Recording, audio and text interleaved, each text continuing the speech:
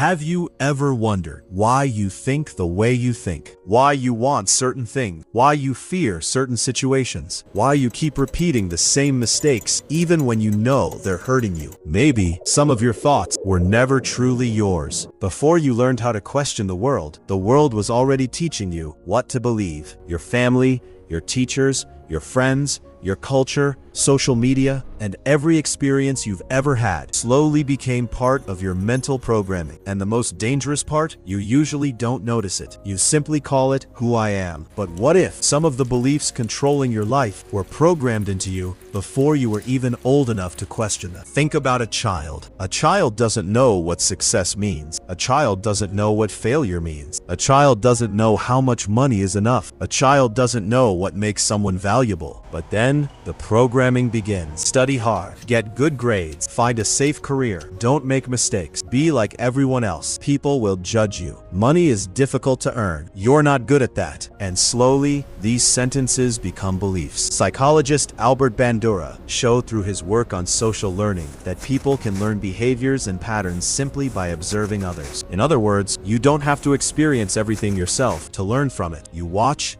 you listen, you imitate, and your brain builds a model of the world. That's why sometimes you react emotionally to something without even knowing why. You avoid taking risks because somewhere inside you, your brain learned risk is dangerous. You avoid failure because your mind learned failure means I'm not good enough. You chase approval because you learned being accepted means I'm valuable. But here's the problem. A belief can feel true without actually being true. Imagine your mind is like a computer. Every experience is like a line of code. Some experiences create healthy programs. Others create programs that limit you. Someone rejects you and your brain learns I'm not lovable. You fail once and your brain learns I'm bad at this. Someone criticizes you and your brain learns I should stay quiet. Then years pass and you forget where those beliefs came from, but the programming remains. This is why two people can experience the same situation and react completely differently. One sees a challenge, the other sees a threat. One sees failure as information, the other sees failure as proof that they should quit. The event is the same, but the internal programming is different, and philosopher Epictetus expressed a powerful idea. It's not what happens to you, but how you react to it that matters. Your mind doesn't simply respond to reality, it responds to the meaning. Your brain has learned to attach to reality. Now, look at your daily life. When do you wake up? What do you do first? Do you check your phone? Scroll through social media? Look for notifications? What do you eat? How do you spend your free time? What do you do when you're stressed? Most of these decisions don't feel like decisions. They feel automatic. That's because the brain loves efficiency. When you repeat a behavior, it becomes easier to perform. Over time, you don't need to consciously think about every step. Your brain begins running familiar patterns automatically, and this can be incredibly useful, but it can also become dangerous because you can build a life without consciously choosing it. You wake up, work, scroll,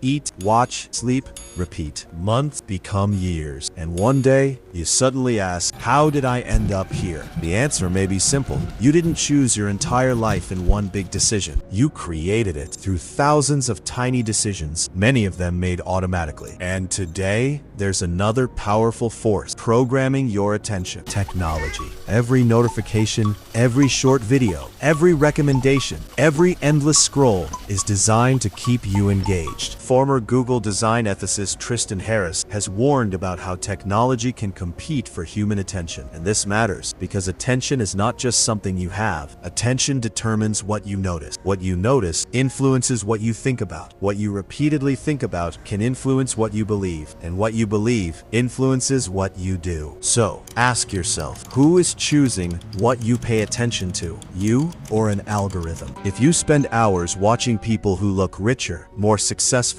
more attractive, more confident, your brain may slowly begin comparing your real life to someone else's carefully selected highlights, and suddenly your life feels smaller. Not because your life changed, but because your reference point changed. But there's an even deeper form of programming, the story you tell yourself about yourself. Maybe you've been saying, I'm lazy, I'm not confident, I'm just not smart, I'm unlucky, I always fail. Be careful, because when you repeat an identity, you begin behaving consistently with it. If you believe you're someone who always quits, quitting becomes easier. If you believe you're someone who can't change, you stop trying. But if identity can be learned, it can also be rewritten. Neuroscience gives us an important reason for hope. The brain has the ability to change through experience and learning. This ability is known as neuroplasticity. Your brain isn't a frozen machine. It adapts, it changes, it learns. That means the version of you that exists today doesn't have to be the final version of you. So, how do you break invisible programming? First, notice it. You can't change a pattern you can't see. Start asking, why do I believe this? Where did this belief come from? Who taught me this? Is it actually true? Or have I simply heard it so many times that it feels true? Second, question your automatic reactions. When you feel fear, pause. When you feel anger, pause. When you want to quit, pause. Give yourself a moment between the emotion and the decision. Third, create new evidence. If you believe you're not disciplined, keep one small promise to yourself every day. If you believe you're not confident, do one uncomfortable thing. If you believe you're incapable, learn something difficult and keep going. Your brain learns through repetition, so don't just think differently, act differently, because every repeated action is another message you're sending to your brain. Maybe you are not the person you were programmed to become. Maybe you are the person you choose to become once you become aware of the programming. So question your habits, question your fears, question your beliefs, question the stories you've been telling yourself, because real intelligence isn't memorizing answers, it's having the courage to ask better questions. And maybe true freedom doesn't begin when you escape the world. It begins when you finally realize that you have the power to rewrite the way you see it. Your mind was programmed, but it can also be reprogrammed, and that is where true freedom begins. Subscribe to Stix for more psychology, motivation, and life-changing lessons.